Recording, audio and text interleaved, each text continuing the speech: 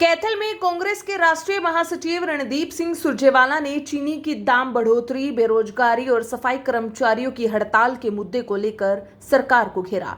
उन्होंने कहा कि अगर चीनी की बजाय गन्ने से तेल बनाएंगे तो इसके बदले क्या खाएंगे। पहले भारत अन्य देशों को चीनी बेचता था, लेकिन अब बेचने की बजाय खरीद की जा रही है। उन्होंने कहा कि चीनी देश में अब कड़वी हो गई है।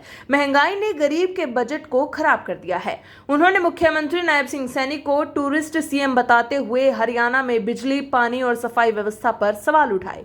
गुज्जर धर्मशाला में आयोजित समाज सम्मान समारोह में उन्होंने युवाओं के लिए रोजगार के अवसर बढ़ाने की मांग भी की। इस दौरान राष्ट्रीय महासचिव रणदीप सिंह सुरजेवाला ने क्या कुछ कहा, आइए सुनते हैं। मैं सबसे पहले तो सुशील तंवर जी सहित गुज्जर धर्मशाला की सारी समिति का शुक्रगुजार हूं कि उन्होंने परिवार के बीच आकर न केवल आशीर्वाद और सम्मान दिया, बल्कि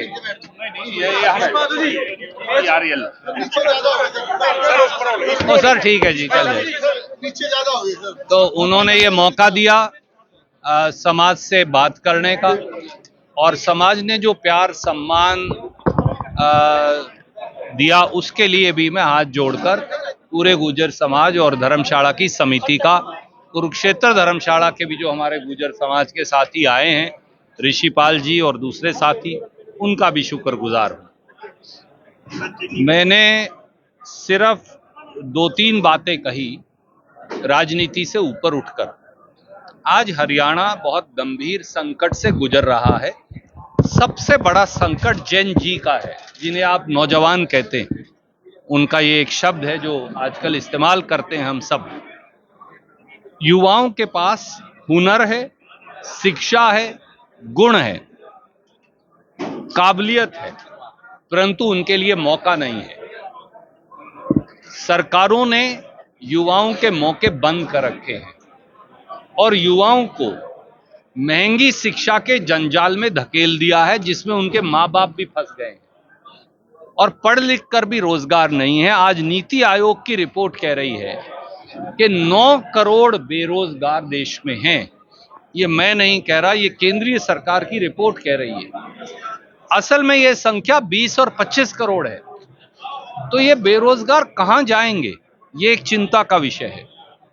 दूसरा, हरियाणा खेती प्रधान क्योंकि प्रदेश है, तो यहां उत्पादकता डबल करने, सिंचाई और पीने के पानी की व्यवस्था करने, बिजली की व्यवस्था करना सरकार की जिम्मेवारी है।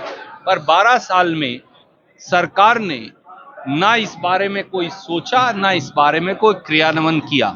इसलिए समाज को इस बात का आह्वान किया कि हमें जिस तरह की आज जैसे गुर्जर धर्मशाला है, इन सबको, समाज के जो प्रबुद्ध लोग हैं, उन्हें द्योतक बदलाव का एजेंट बनकर सरकारों को मजबूर करना पड़ेगा इन बातों पर सोचने को।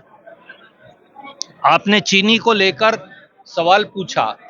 सच्चाई ये है कि चीनी देश में अब कड़वी हो गई है और गरीब का बजट को पूरी तरह से तोड़कर उसके बजट को झकझोर कर रख दिया है। इसके लिए कोई जिम्मेवार है तो आज की सरकार जिम्मेवार है।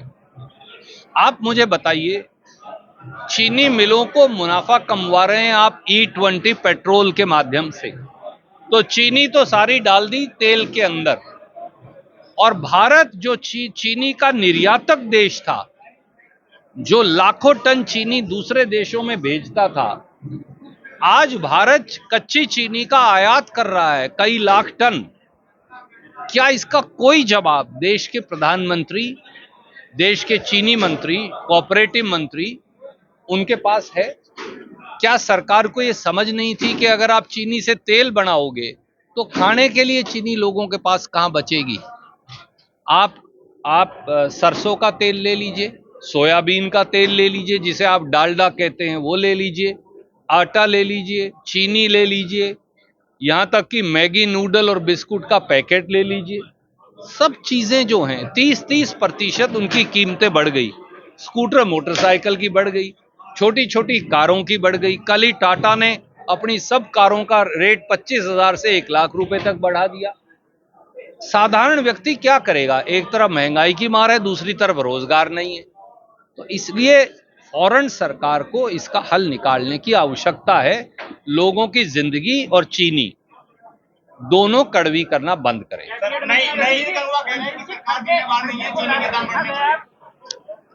आदरणीय साथी, मैं रणबीर जी का बहुत सम्मान करता हूं। मैं उन्हें कहूंगा, बरगलाकर, बहकाकर, अनर्गल बयानबाजी कर, अगर चीनी की कीमत कम हो सकती है तो हम भी उनके साथ मिलकर शुरू कर देते हैं। पर सच्चाई ये है कि इस देश में शुगर कंट्रोल ऑर्डर है। अगर उन्हें नहीं मालूम तो मैं बता देता हूं, कांग्रेस के समय से है। और चीनी के रेट का निर्धारण भी हम करते हैं। हरियाणा में अगर आप जाओ, यमुनानगर, मैं पिछली बार गया था, मैं कहकर आया था, आप वो बयान निकाल लीजिए। आधा गन्ना फाड़ दिया, कैथल में 3/4 गन्ना फाड़ दिया लोगों ने, जींद में गन्ना फाड़ दिया। आप सरकारी मिले हैं, आप उनको पैसे ही नहीं देते किसान को। किसान क्यों लगाएगा गन्ना जब उसको एक एक साल गन्ना बेचने के बाद पैसा नहीं मिलेगा फसल का? तो वो क्यों लगाएगा? सबने गन्ना फाड़ दिया। गन्ना फाड़ दिया तो चीनी कम पैदा होती है। जो बचा कुचा गन्ना था वो आपने E20 एथेनॉल में डाल दिया। तो गरीब आदमी फिर चाय कैसे पिएगा? मिठाई का त्योहार का सीजन सर पे खड़ा है, अब आप कच्ची चीनी विदेश से मंगवा रहे हैं। भाई, ये देश चीनी का निर्यातक था, हमने कभी चीनी आयात नहीं की। ये पहली बार समय है कि हम अपनी विदेशी मुद्रा दे रहे हैं चीनी के आयात के लिए। तो इस बात की उन्हें समझ होनी चाहिए।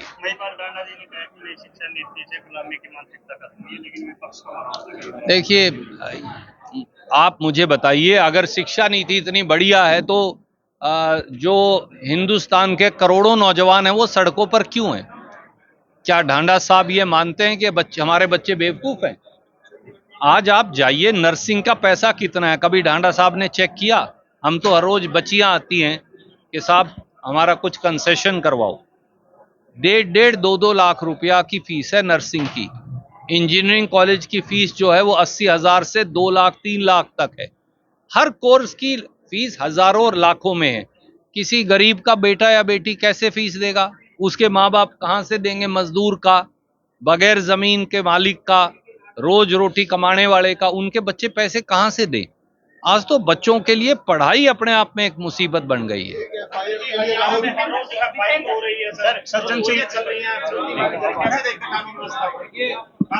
देखिए, गुंडागर्दी जो है उस चरम सीमा पर है। ऐसा लगता है अपराधियों की सरकार है, कानून की सरकार नहीं बची।